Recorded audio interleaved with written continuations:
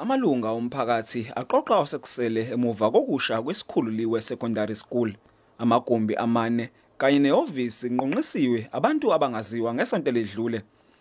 Isikole sinabafundi abangaphezulu kwama500 bebanga lesithupha kuya kumatikuletsheni. Umphakathi uhlukumezekile. Umphakathi wethu udumela nje kakhulu ngokulimala kwesikole ngoba lesi sikole sisiyintandokazi kakhulu ukubona.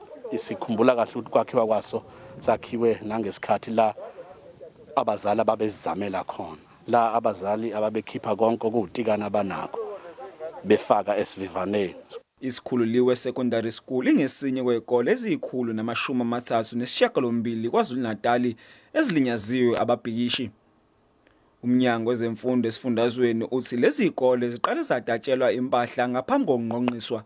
Ukulimala kwazo ke kuyahlukahlukana. Kukhona izikole ezibe nama classes ashisiwe, ezinye zezikole bekuntshontshwa izinsiza zokusebenza zokufunda nokufundisa ezifana nama laptops nama computer. Iphathimandla zithi ziphezulu kwenhlelo zokuqinisekisa ukuthi ukuvulwa kwezikole ngesonto elizayo ngeke kuthikamezeke. Ngiyaqinisekisa ukuthi sisebenza ukuthi ngesikhathi bevula abantwana ngomsombuluko lezi zikole ezikakhulukazi ezinamaklasi ashile kube kusebukhona amaklasi angomahamba nendlwana esizama ukuthi siwaphuthumise ukuze bezobeqala befundela kona abantwana. Umnyango uthi usuvule amacala emaphoyiseni. Bongani Gema indaba ze SABC eIlandskop.